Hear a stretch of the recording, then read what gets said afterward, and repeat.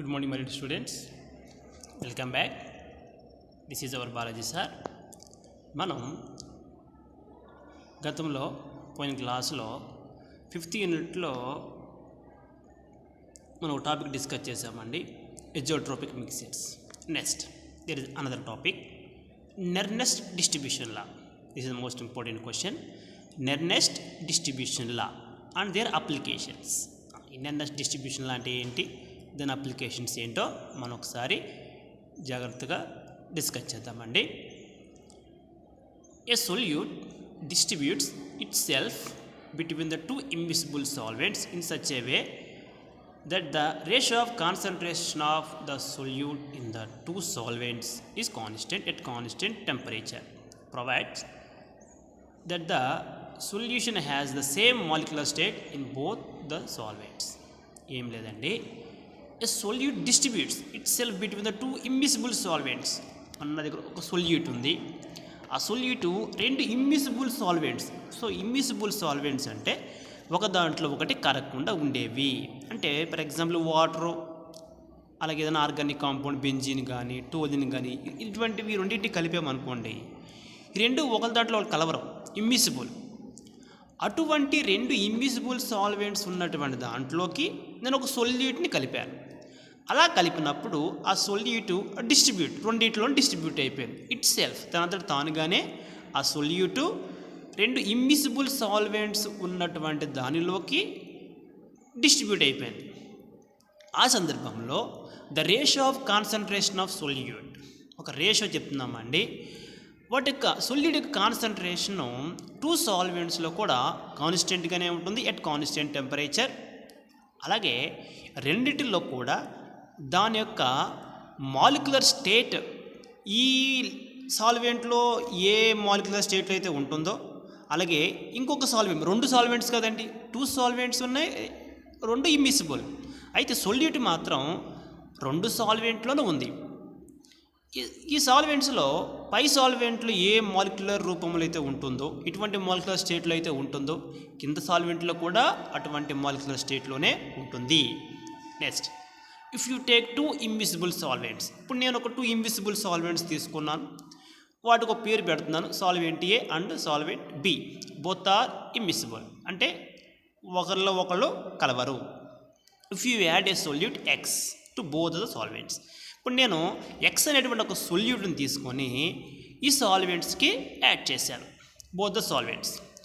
The solute is distributed between the two liquids until an equilibrium is reach. ఎప్పుడైతే ఈ two సాల్వెంట్స్లోకి ఈ X అనేది dissolve అయిపోయిందో, అంటే డిస్ట్రిబ్యూట్ అయిందో, అప్పుడు ఒక ఈక్విలిబ్రియం కండిషన్ ఒకటి రీచ్ అయినప్పుడు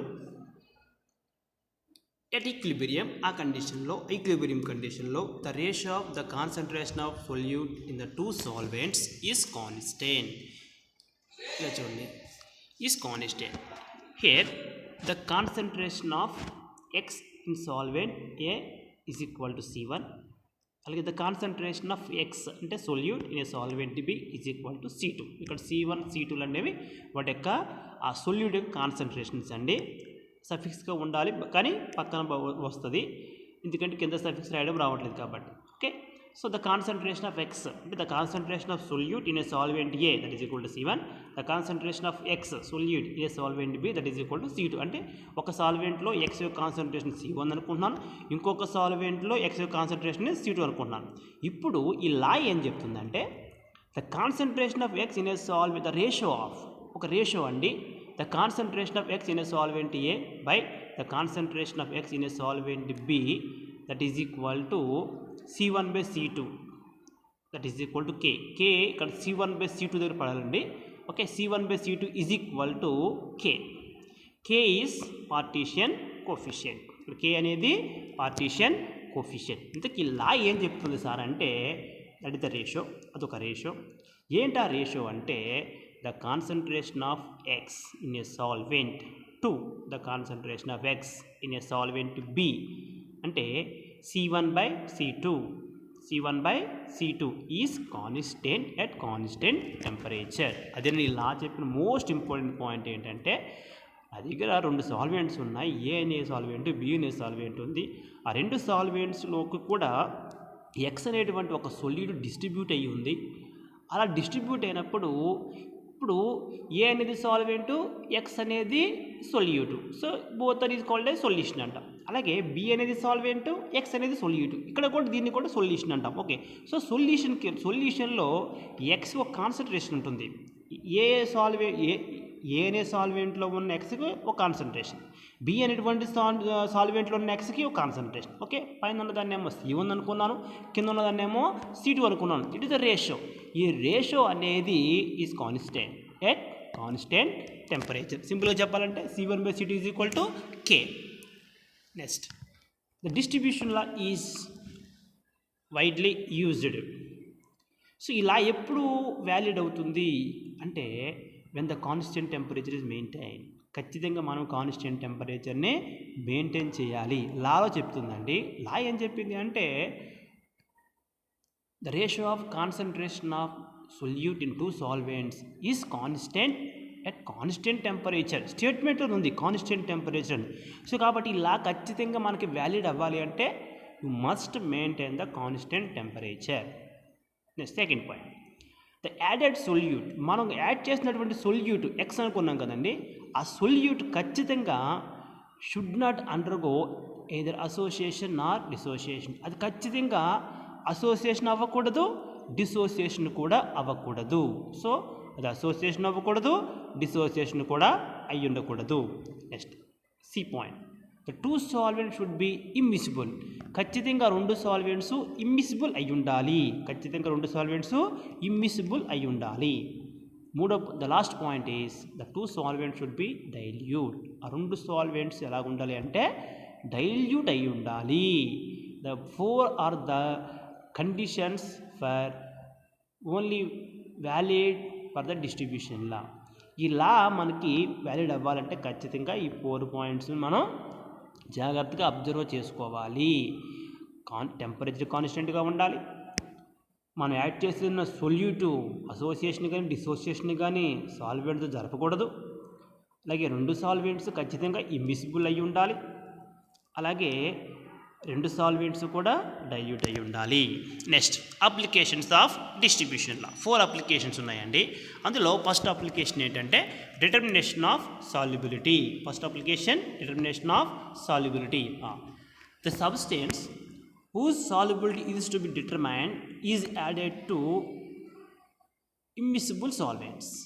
The solvent in which the solubility of the substance is determined should be one of the 2 immiscible solvents. Okay, మనం ఏ సబ్స్టెన్స్ ఏ సొల్యూషన్ యొక్క సాల్యుబిలిటీ మనం డిటర్మైన్ చేద్దాం అనుకుంటున్నామో ఆ సొల్యూషన్ తీసుకుంటాము. The solvent in which the solubility of the substance is determined should be one of the 2 immiscible solvents. ఇప్పుడు ఈ రెండింటిలోనూ డిజాల్వ్ అయి ఉన్నటువంటి సాల్వెంట్లో సొల్యూట్ని తీసుకుంటే దేంట్లో ఎంత సాల్యుబిలిటీ అయ్యిందని మనం డిటర్మైన్ చేయొచ్చు. ఎలా డిటర్మైన్ చేయగలం సార్ అంటే if you know the solubility of the substance in one solvent, the solubility of the substance in another solvent can be calculated. If you know, నువ్వు గట్ట solubility of substance in one solvent, ఒక సాల్వెంట్లో కరిగినటువంటి solute యొక్క solubility గట్ట నువ్వు తెలుసుకోగలిగితే అప్పుడు ఇంకొక సాల్వెంట్లో ఆ solute ఎంత కరిగింది అనేది మనం చెప్పగలము. అంటే చిన్న ఫార్ములా ఉందమ్మా, C1/C2 that is equal to ఏం లేదు పేర్ S1/S2 both are same. C is concentration, here S means solubility.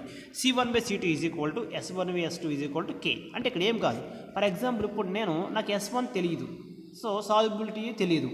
So S1 నేను తెలుసుకోవాలి అంటే S2 తెలిసి ఉండాలి.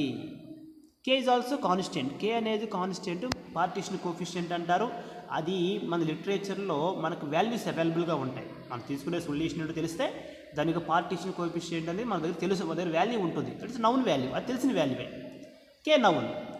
S1 S2లో కూడా ఎవరో ఒకరు తెలిసి ఉండాలి. Okay, if you know the solubility of the substance in one salt, ఒక సాల్వెంట్లో డిజాల్వ్ అయిపోయినటువంటి సొల్యూట్ యొక్క సాల్యుబిలిటీ తెలిస్తే అనదర్ సాల్వెంట్లో డిజాల్వ్ అయిపోయినటువంటి సొల్యూట్ యొక్క సాల్యుబిలిటీ మనం చెప్పొచ్చు. అయితే ఇక్కడ మీకు వచ్చిన డౌట్ రావచ్చు, సార్ ఒక దాంట్లో తెలిస్తే ఇంకో దాంట్లో చెప్పొచ్చు అంటున్నాం కదా, మరి ఆ మొదటిది ఎలా తెలుస్తుందండి? దానికి కొన్ని టెక్నిక్స్ ఉన్నాయండి. సో కండక్టోమీటర్ అని ఇలాగ కొన్ని టెక్నిక్స్ ఉపయోగించి ఆ ఫస్ట్ దాని యొక్క సాల్యుబిలిటీ కూడా మనం కనుక్కోవచ్చు. ఆ విధంగా ఒక దాని యొక్క సాల్యుబిలిటీ తెలిస్తే పార్టీషన్ కోఎఫిషియంట్ ఉపయోగించి తెలిసిన సాల్యుబిలిటీ ఉపయోగించి తెలియని సాల్యుబిలిటీని మనము కట్టొచ్చు. This is the first application అండి బై యూజింగ్ నెండర్ డిస్ట్రిబ్యూషన్లో. ఇది నెండర్ డిస్ట్రిబ్యూషన్లో ఫార్ములా కదండి, C1/C2 = K. ఆ ఫార్ములా ఉపయోగించి మనం కట్టొచ్చు. Next there is another one. Here S1 is solubility of the substance in a solvent A, S2 is solubility of substance in a solvent B.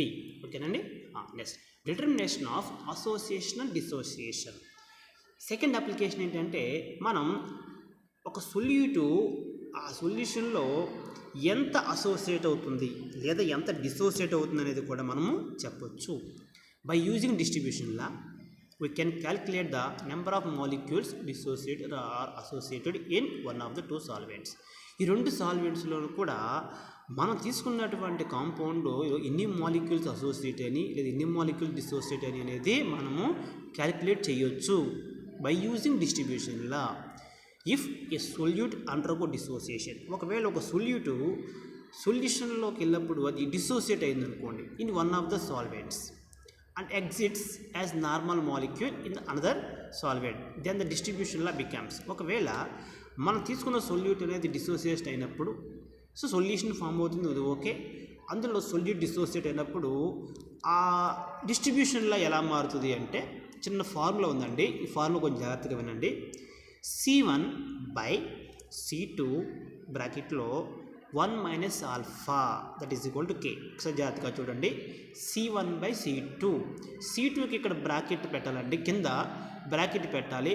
1 - alpha, ఇక్కడ alpha symbol మనకు మొబైల్లో రాలేదు కాబట్టి నేను టైప్ చేశాను, ఆల్ఫాని టైప్ చేశాను. అక్కడ యాక్చువల్గా 1 - ఆల్ఫా. ఓకే, ఆ 1 - ఆల్ఫా ఈ రేషియో C1/C2 ఇంటూ 1 - ఆల్ఫా, ఈ ratio is equal to K. ఈ ఫార్ములా ద్వారా మనం డిసోసియేషన్ని కట్టవచ్చు. Alpha is the degree of dissociation. By calculating alpha, we can calculate the number of molecules dissociating in the solvent. మనం గట్ట alpha value కడితే degree of dissociation అనే values మన దగ్గర ఉంటాయండి. ఆ ఆల్ఫా వాల్యూ గట్ట తెలిస్తే అక్కడ సబ్స్టిట్యూట్ చేస్తాం. C1/C2 కాన్సన్ట్రేషన్ వాల్యూ మన దగ్గర తెలుస్తాయి. So you can find out the degree of dissociation కట్టవచ్చు, లేదా నెంబర్ ఆఫ్ మాలిక్యూల్స్ ఎన్ని డిసోసియేట్ అని కూడా కట్టవచ్చు. అంటే ఏం లేదండి, K తెలిస్తే ఆల్ఫా కట్టవచ్చు, ఆల్ఫా తెలిస్తే K వాల్యూ కట్టవచ్చు. ఓకే, ఖచ్చితంగా ఏదో ఒక వాల్యూ మనకు తెలిసి ఉండాలి. అయితే ఇక్కడ మనము K కడుతున్నాం కాబట్టి ఆల్ఫా వాల్యూ ఖచ్చితంగా మనకి తెలిసి ఉండాలి. ఇఫ్ ఆల్ఫా అంటే ఏంటి? The degree of dissociation. ఈ డిగ్రీ ఆఫ్ డిసోసియేషన్ కాన్స్టెంట్స్ అంటారు. అవి మన పుస్తకాలు బోల్డ్ వాల్యూస్ ఉంటాయండి. ఆ సొల్యూషన్ బట్టి ఆ వాల్యూస్ తీసుకొచ్చి అక్కడ సబ్స్టిట్యూట్ చేస్తే, అలాగే మన దగ్గర ఉన్నటువంటి కాన్సన్ట్రేషన్స్ బట్టి మనం K వాల్యూని ఫైండ్ అవుట్ చేయొచ్చు. నెక్స్ట్ థర్డ్ అప్లికేషన్ అండి. Next point, if a substance is associated, ఒకవేళ సబ్స్టెన్స్ అసోసియేట్ అయింది అనుకోండి in one of the two solvents, then the distribution law becomes same. Then the distribution line అనేది C1/C2 is equal to K. So ఈ విధంగా కూడా associate అయినా dissociate అయినా కూడా మనము చిన్న ఫార్ములాస్ ఉపయోగించి, డిస్ట్రిబ్యూషన్ల ఫార్ములాస్ ఉపయోగించి మనము క్యాలిక్యులేట్ చేయొచ్చు. Next third point, the process of extraction. So ఈ ప్రాసెస్ ఏం సార్ అంటే, by using distribution law the dissolved substance is separated from an aqueous solution with the help of organic solvents. ఇదేంటంటేనండి, ఇప్పుడు ఇంతకుముందు రెండు solvents ఉన్నాయి, solute ఉందని చెప్పాను. ఇక్కడ అది అర్థం అవ్వాలి మనకి అంటే, ఇక్కడ బెస్ట్ ఎగ్జాంపుల్ ఏంటంటే, ఈ ప్రాసెస్ ఏంటంటే, మన దగ్గర ఒక సెపరేటింగ్ ఫన్నెల్ ఉండాలి. ఒక సెపరేటింగ్ ఫన్నెల్ ఉండి నేను ఆ ఫన్నెల్లోకి, అది ఒక ఫ్లాస్క్లా ఉంటుందండి, అందులోకి నేను 2 సాల్వెంట్స్ వేసేస్తాను. 2 సాల్వెంట్స్ చేసినప్పుడు మధ్యలో ఒక లేయర్ వస్తుంది. ఆ లేయర్ వచ్చినప్పుడు నేనేం చేస్తానంటే సొల్యూట్ యాడ్ చేస్తాను. ఆ సొల్యూట్ దాంట్లోకి వెళ్ళి డిజాల్వ్ అవుతుంది, డిస్ట్రిబ్యూట్ అవుతుంది. ఓకే, అయితే ఇప్పుడు అక్కడ 2 ఇన్విజిబుల్ సాల్వెంట్స్ అని చెప్పాను. ఆ 2 ఇన్విజిబుల్ సాల్వెంట్స్ ఏంటని ఇక్కడ చెప్తున్నాను. ఒక సాల్వెంట్ ఏమో యాక్వెస్ సాల్వెంట్, ఇంకొక సాల్వెంట్ ఏమో ఆర్గానిక్ సాల్వెంట్. ఒకళ్ళేమో యాక్వెస్, ఇంకోళ్ళేమో ఆర్గానిక్. వీళ్ళిద్దరూ బోత్ ఆర్ ఇమ్మిసిబుల్. అలాగే the process involve shaking of aqueous solution containing substance with invisible organic solvent. ఇప్పుడు సొల్యూట్ని రెండిట్లోనూ ఆల్రెడీ సొల్యూట్ కలిపేశాను కాబట్టి బాగా షేక్ చేస్తారనమాట. షేక్ చేసినప్పుడు 2 లేయర్స్ ఫామ్ అవుతాయి. ఈ యొక్క మన యొక్క సొల్యూట్ 2 సాల్వెంట్స్లోనూ కూడా డిస్ట్రిబ్యూషన్ అయి ఉంటుంది. సో ఇప్పుడు ఆ డిస్ట్రిబ్యూషన్ అయిపోయిన తర్వాత నేను షేక్ చేసేసిన తర్వాత after shaking most of the substance present in the aqueous solution passes into the organic layer. ఈ యాక్వేస్ సొల్యూషన్లో ఎక్కువగా ఉన్నటువంటి సొల్యూట్ అనేది ఎప్పుడైతే నేను షేక్ చేశానో బేసిక్గా దేర్ సాల్యుబిలిటీ చాలా వరకు సొల్యూట్ అనేది ఆర్గానిక్ లేయర్లోకి వచ్చేస్తుంది. సో సొల్యూట్ చాలా వరకు ఆర్గానిక్ లేయర్లోకి వచ్చేస్తుంది. సో ఎప్పుడైతే ఆర్గానిక్ లేయర్లోకి వచ్చేస్తుందో కొంత సొల్యూట్ ఏమో యాక్వస్ లేయర్లో ఉంటుంది, పైన ఉంటుంది, కొంత సొల్యూట్ ఏమో కింద లేయర్లో ఉంటుంది. ఓకే, రెండు మిక్స్ అవ్వకుండా మధ్యలో ఒక సెపరేటెడ్ లేయర్ కనిపిస్తుంది మనకి, ఎందుకంటే బోత్ ఆర్ ఇన్విజిబుల్ కాబట్టి. The 2 layers are separated by separating funnel. ఈ 2 layers మనం సెపరేట్ చేసేస్తాం. ఎలాగంటే ఒక సెపరేటింగ్ ఫన్నెల్ ఉంటుంది, ఆ ఫన్నెల్ ఉపయోగించి మనం ఈ 2 layers సెపరేట్ చేసేయచ్చు. కింద లేయర్నేమో ఒక బీకర్లోకి పట్టేసుకొని అలాగే పై లేయర్ని ఇంకొక బీకర్లోకి మనం కలెక్ట్ చేసుకోవచ్చు. ఓకే, కలెక్ట్ చేసుకున్నాక the organic layer contain substance is distil to get substance. ఇప్పుడు ఎప్పుడైతే 2 layersని నేను బయట తీసుకొచ్చేసానో ఒక బీకర్లో ఫస్ట్ పట్టేశాను. ఆ బీకర్లో ఉన్నది ఎవరంటే organic layer, organic solvent plus our solute. ఇంకో దాంట్లో ఉన్నది aqueous solvent plus our solute. Okay, రెండింటిలో విడివిడిగా నేను 2 బీకర్లో కలెక్ట్ చేసేసుకున్నాను. ఇప్పుడు ఏంటంటే అలా కలెక్ట్ చేసినటువంటి ఆ సొల్యూషన్స్లో నుంచి నాకు సొల్యూట్ కావాలి లేదా సబ్స్టెన్స్ కావాలంటే దాన్ని డిస్టిలేషన్ అంటే ఏం లేదు, హీట్ చేస్తే సాల్వెంట్ అంతా బయటకు పోతుంది, ఓన్లీ సొల్యూట్ ఒకటే మిగిలిపోతుంది. అలాగా సొల్యూట్ని బయటికి తీసుకురావడం అనేది ఈ డిస్ట్రిబ్యూషన్ లా ద్వారా ఈ సాల్వెంట్ ఎక్స్ట్రాక్షన్ అనే ప్రాసెస్ ఉపయోగించి చేస్తారండి. Next partition chromatography is the most important. So ఈ పార్టీషన్ క్రోమటోగ్రఫీ ఏం చెప్తుందంటే by using distribution law we can separate the organic mixtures. అక్కడ ఒక సొల్యూటు ఇంతకుముందు చేసినది ఏంటి సార్ అంటే అది సెపరేషన్ ప్రాసెస్, ఇది కూడా సెపరేషన్ ప్రాసెస్సే. అయితే అక్కడ 1 or 2 సొల్యూట్స్ని మాత్రమే మనం సెపరేట్ చేయగలము, 1 or 2 సబ్స్టెన్సెస్ని మాత్రమే మనం సెపరేట్ చేయగలము. కానీ ఇక్కడ ఈ క్రోమటోగ్రఫీ అనేటువంటి ఈ పార్టీషన్ క్రోమటోగ్రఫీ అనేటువంటి టెక్నిక్లో మోర్ దెన్ ఎక్కువ కాంపౌండ్స్ మిక్స్ అయి ఉన్నప్పటికీ కూడా మనం ఈజీగా సెపరేట్ చేయగలము. ఓకేనండి. The mixture which is to be separate is placed at the top of the column of silica. ఇక్కడ ఏంటంటే ఒక కాలం ఉంటుంది. ఎలా చేస్తారు అంటే సార్, ఒక కాలం ఉంటుంది జస్ట్ లైక్ ఏ బ్యూరేట్. ఆ బ్యూరేట్లో ఏం వేస్తారంటే సిలికా జెల్ అని వేస్తారు. సిలికా జెల్ అని వేస్తారండి. ఈ సిలికా జెల్ అనేది మనకి స్టేషనరీ ఫేజ్గా ఉంటుంది. ఓకే, అది ఫిక్స్డ్గానే ఉంటుంది. నెక్స్ట్ మరి మనం ఏ మిక్సర్ని అయితే సెపరేట్ చేద్దాం అనుకుంటున్నామో ఆ మిక్సర్ని ఒక సాల్వెంట్లో మిక్స్ చేసేస్తారు. మిక్స్ చేసి దాన్ని పైనుంచి ఆ కాలంలోకి రన్ చేస్తాం అనమాట. దాన్నేమో మొబైల్ ఫేజ్ అంటాం. Okay, now the immiscible organic solvents run on the column. So column కూడా మనం వాటిని రన్ చేస్తాం అనమాట. Each component of the mixture is distributed between 2 immiscible solvents. ఇక్కడ ఏంటంటే ఆ కాంపౌండ్స్ అనేవి డిస్ట్రిబ్యూట్ అయిపోతాయి, ఆ 2 ఇమ్మిసిబుల్ సాల్వెంట్స్ నుంచి డిస్ట్రిబ్యూట్ అయిపోతాయి. Okay, the component of the mixture which is most soluble in the organic solvent is first separated. So వీటిలో ఏ components అయితే ఆర్గానిక్ సాల్వెంట్లో ఎక్కువగా సాల్యుబుల్ అయిపోయి ఉంటాయో వాళ్ళు ఫస్ట్ సెపరేట్ అయిపోతారండి. Then the second most soluble component is separated. అంటే వాళ్ళు first ఎక్కువగా సాల్యుబుల్ అయిపోయినటువంటి కాంపౌండ్ ఫస్ట్ సెపరేట్ అవుతాయట.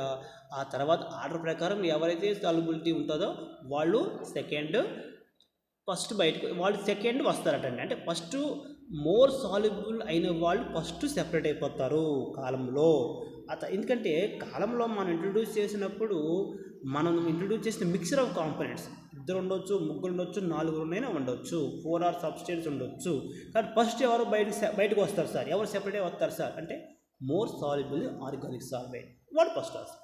ఆ తర్వాత వీడి తర్వాత నెక్స్ట్ సాల్యుబిలిటీ ఎవరికైతే ఉంటుందో వాళ్ళు నెక్స్ట్ వస్తారు. ఆ తర్వాత 3వ సాల్వెంట్, ఆ తర్వాత 4వ కాంపౌండ్. ఆ విధంగా మిక్సర్ ఆఫ్ కాంపౌండ్స్ని ఈ డిస్ట్రిబ్యూషన్ లా ఉపయోగించి మనము ఈ పార్టీషన్ క్రోమటోగ్రఫీ ద్వారా సెపరేట్ చేయొచ్చు. ఒకటండి separate. This is about next distribution law. Thank you.